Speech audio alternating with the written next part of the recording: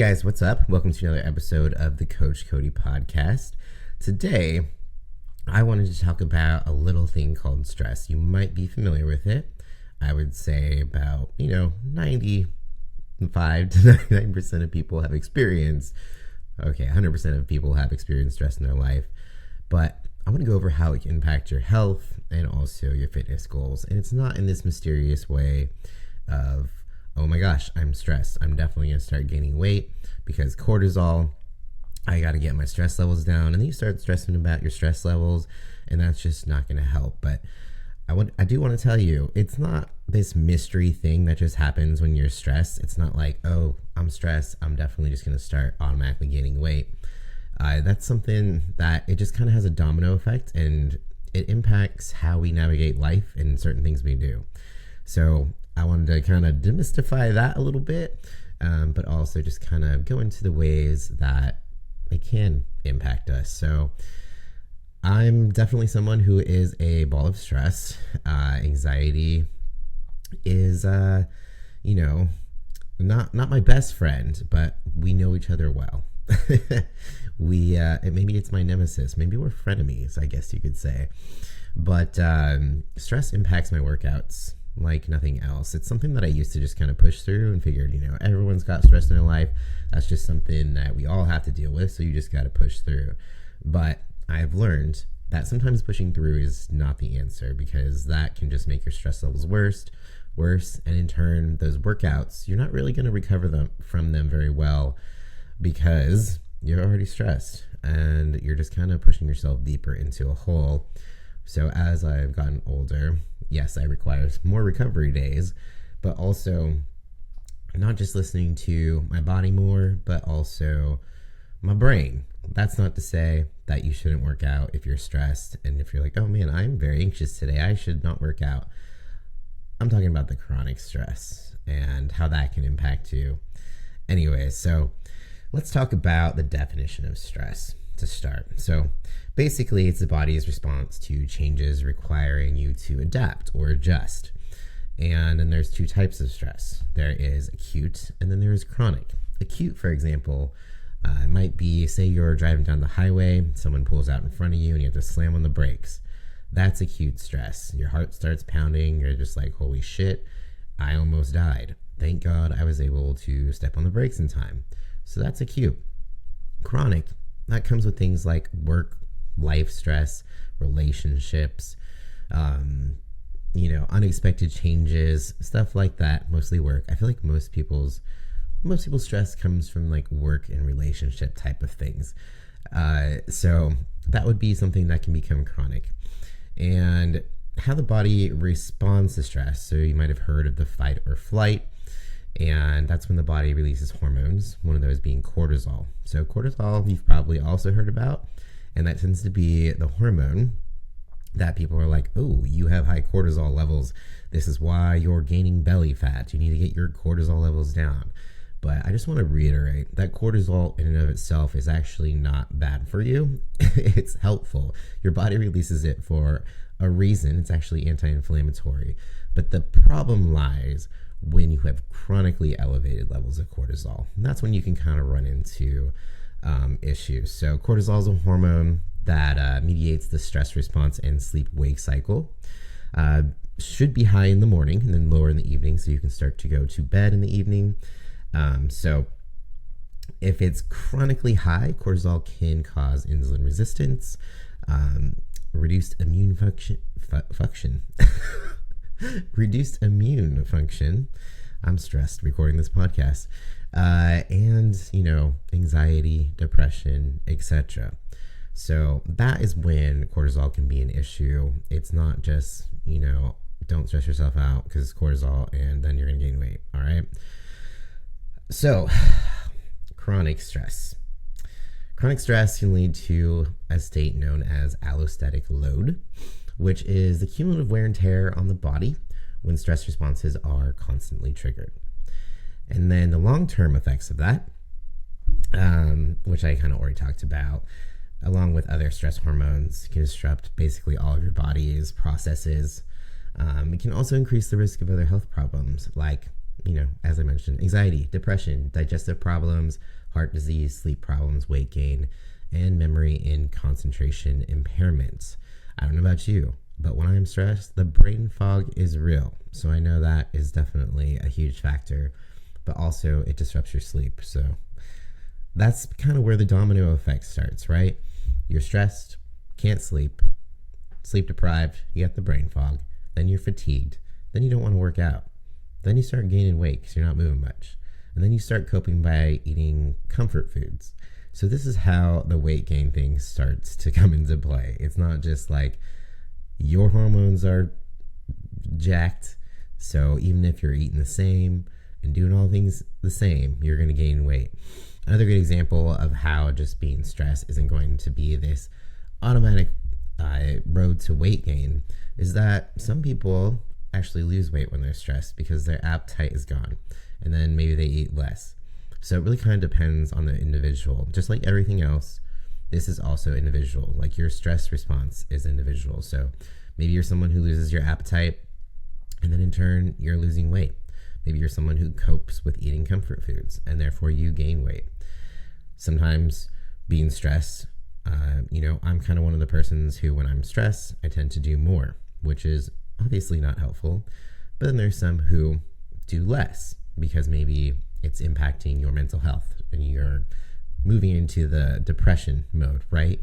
So just want to reiterate that stress impacts everyone individually, and it's not just a one-way street to being overweight, all right? So when it comes to fitness goals, obviously, I kind of talked about that domino effect a bit, affecting your sleep, not wanting to work out, making worse food choices, whether that's not eating or eating too much. Obviously it is not going to be in line with what your fitness goals are. If your goals are to gain muscle and you're so stressed that you can't eat, obviously that is not going to be in alignment with your fitness goals. Maybe you want to lose weight, but you're so stressed you're coping with fast food or baked goods or something along those lines every night because it's the only thing that makes you happy. Obviously also not going to be aligned with your fitness goals. So this is how these things happen. So how can we combat stress? Well, exercise is one way, but like I said, you don't want to just push yourself over the edge. When I say exercise, I mean there's a very fine line between enough and too much. So you need to make sure you're not over exercising. But regular exercise can help release endorphins, which can help boost your mood and which can help bring down stress levels. And also it can help you sleep better at night. So that's the other domino effect in a good way with exercise. You just got to be careful not to overdo it. But also don't be so afraid to overdo it that you never push yourself. See, all this fitness stuff, I can see why it gets confusing, right? Just pay attention to your everyday stress levels. If you're feeling really anxious and half the day your heart has been pounding, take that into consideration. See if there's some ways you can bring it down, or maybe a workout might actually help with that. Sometimes that is the one thing that helps me calm down. So you just kind of have to figure out how your body operates, but do be careful not to just over exercise. And when I say over exercise, I mean like maybe don't exercise more than 5 times a week, where you're pushing yourself really hard and challenging yourself in the gym, because that can be the point where it pushes you over. If you're working out 7 days a week really intensely, it's enough to, basically overload anyone, because you need those recovery days. Remember, you break down muscle in the gym, but you build muscle outside the gym while you recover. So proper nutrition is obviously another way to combat stress, which can be hard if you're already stressed, but balanced meals, protein, veggies, fruits. Some days you might not feel like eating. Some days you might feel like eating everything. Try your best to keep things balanced in order to keep those stress levels in check. One of the best ways, so one of my favorite ways to help relieve my stress, well, journaling. I've always journaled ever since I was younger. And funny, I actually started journaling because I used to watch this show called Doug, which if you're a 90s kid, you probably know what show I'm talking about. And he always would end his episode with a dear journal, and he would journal out his day. So I just copied Doug, and it kind of stuck. But it's a way that it helps me sort my feelings. It helps kind of get the noise out of my head that circulates. Sometimes I don't even know what I'm anxious about until I sit down and start writing and kind of organize those thoughts. So journaling is a huge tool that I use. If you're not a journaling person, another thing that can be helpful is like meditation apps. If you hate meditation, there's more to the apps than just meditation. But apps like, there's one called Aura that I use. I use this one to go to bed every night. So I never like meditate in the middle of the day because I'm too stressed and I'm just running around like I have too much to do. But at night, if I have trouble falling asleep, or just mostly every night to get myself to wind down, I put on a meditation using an app called Aura. That's Aura. If you're interested in downloading it, there's a lot of sleep stories, there's meditations, there's soundscapes. So say you don't want to do a meditation, there's other things you can listen to. There's even like bedtime music. I do like that one because there's no talking and it's just nice soothing sounds. There's also an app called Calm. And then there is an app, I think there's a bunch of them, but Calm and Aura are the two that I tend to switch in between. So yeah, meditation if you're into it. If you're not, maybe going out for a walk. Sometimes getting in some light movement like a walk, maybe listen to some music or a podcast is its own form of meditation. And if you are ADHD like me, sometimes you need to be moving your body in order to calm your mind. It's okay if you need to do that. You don't have to do this the same way that anyone else does. Like I said, everything is individual, and that's even the way that you cope with things.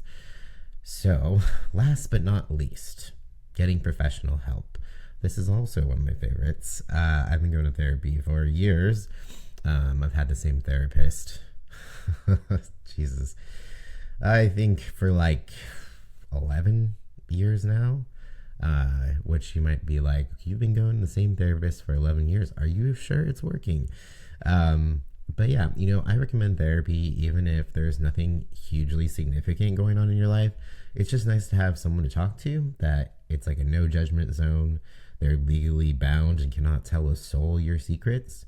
So, hey, maybe it's just kind of a form of confession or to do anything, like just to talk about anything that you need to talk about. In a way that, I mean, maybe they're judging you, but they can't say shit about it. So sometimes it just helps to talk it out. If you don't want to talk to a therapist, you can also talk to a friend, but I do recommend therapy. And I think, it's probably a good sign that you need to get professional help if stress is impacting your day-to-day in a negative way. As someone who struggled with social anxiety my whole life, just holding a job was hard. I really had to force myself. I would have headaches and tension, and I would nearly throw up every time I had to clock in for work. And this did improve with time and therapy, but it took a long time to really calm down. And I think those are the type of instances where therapy can really be helpful. Even more than just talking to a friend about it, because they can actually give you ways to cope that are healthier and, give you different perspectives or just listen, uninterrupted. You do have to pay them, but it's worth it. So I would definitely say seek professional help if your anxiety prevents you from doing the things that you need to do in life. For me, it was preventing me from working. It's preventing me from having a social life, and essentially pursuing anything that I actually wanted to do in life. And I've come a long way, but like I mentioned, I'm still going to therapy. I'm still working on things. So just know that it takes a really, really long time, and it's not going to just cure things. You're not going to be stress-free ever in your life. But this is just about recognizing ways to cope, or, when you need to dial things back and how it can be impacting your health and your fitness. And then this can also be a way, like, if you can pinpoint the thing that is stressing you out, say it is your job, but you don't have to stay there. Like maybe you don't have families to support, or maybe, you've got a plan B that you could go after. It might be worth going after it, because we only get one life, and if we have to spend it being so stressed out every day that we're going to lose our minds, some food for thought, right? And I know financial stability and all those things play a role in stress and anxiety as well. So those are some things that can end up making us trapped sometimes. But at least sometimes kind of creating a plan B, talking to your therapist about the potential of moving on from that stressor can even be stress relieving in itself, because you feel like there's a light at the end of the tunnel instead of just feeling stuck. I don't know about you. I don't know how many times I can say this, but feeling stuck is the most stressful thing for me. I hate feeling stuck. I think I have PTSD from my marriage, which it sounds dumb, but when you spend 3 years in something that you thought you had to stay in forever, and you're in a foreign country and you are not sure how the hell you're going to get home, I feel like that definitely, it's a little traumatizing. So I tend to feel stuck pretty easily. I have to remind myself this is not the same. I do have my freedom. I am not stuck in a different country. I have my own funds. I have my own life, and I get to make my own decisions. Anyways, I didn't mean to go off on that tangent. If you do not know my backstory, you probably want to go listen to my intro podcast about that, but I won't get into that anymore currently. So yeah, that is stress. That is how it can impact your fitness goals and your health. It's not so much just, the small stressors in life. It is that chronic, heavy stress that ends up turning into something like depression and anxiety.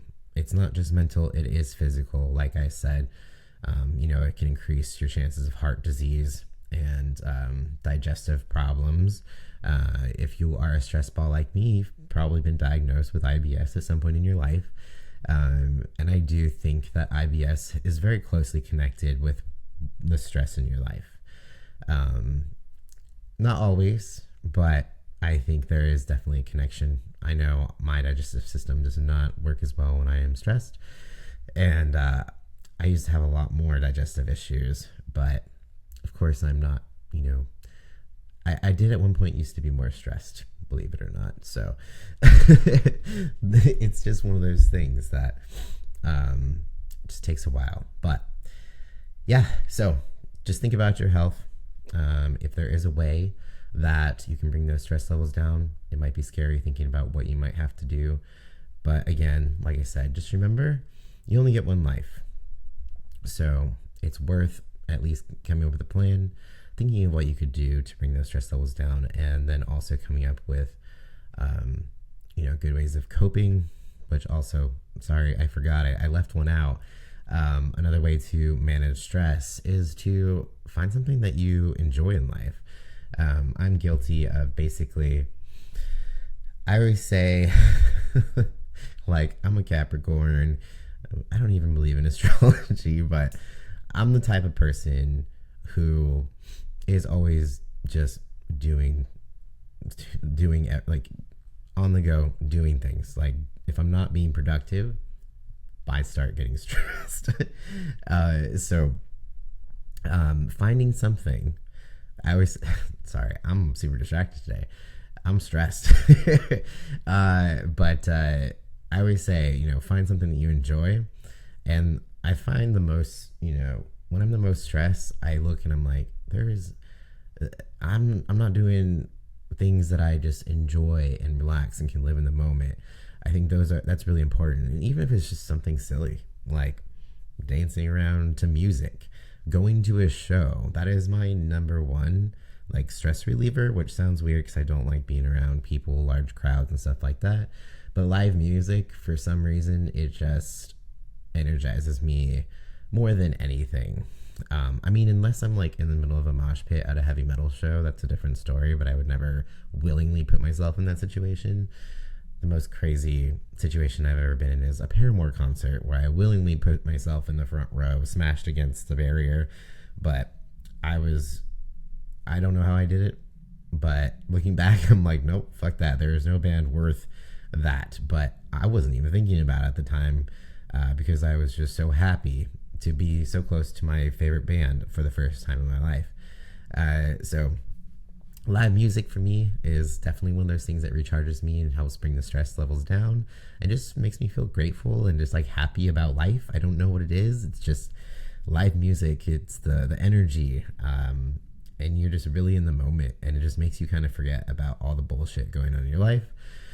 And then maybe for you, that's cooking or painting or sewing, you know? So it's all about finding that thing that you enjoy, that brings you joy and helps you stay present, kind of like forget about all the bullshit in life in that moment. All right, so I'm going to wrap this up. Hopefully this was helpful. Sorry for, rambling as usual and stumbling over my words, but that's what we get. I definitely have been stressed lately, so I kind of did this episode probably more for myself as a reminder to make sure I'm bringing my stress levels down and that I'm resting and recovering. And that's something that I've been trying to do more lately. I've been trying to set more boundaries with work and staying out of my email on the weekend. I'm sometimes successful and sometimes not. But just for more examples, boundaries are also something to help with those stress levels. All right, I'm actually going to wrap this up. And if you would like to leave me a review on Spotify or Apple Podcasts, that would be awesome. If you have any topics that you would like to suggest, that would also be awesome. If you're watching this on YouTube, if you want to leave any questions, comments, or topic suggestions in the comments, feel free to do that as well. I appreciate anyone who takes the time to leave a comment or review this. And it just helps me keep these going. So much appreciated for all that listen. And I will talk to you all in the next podcast. Peace out.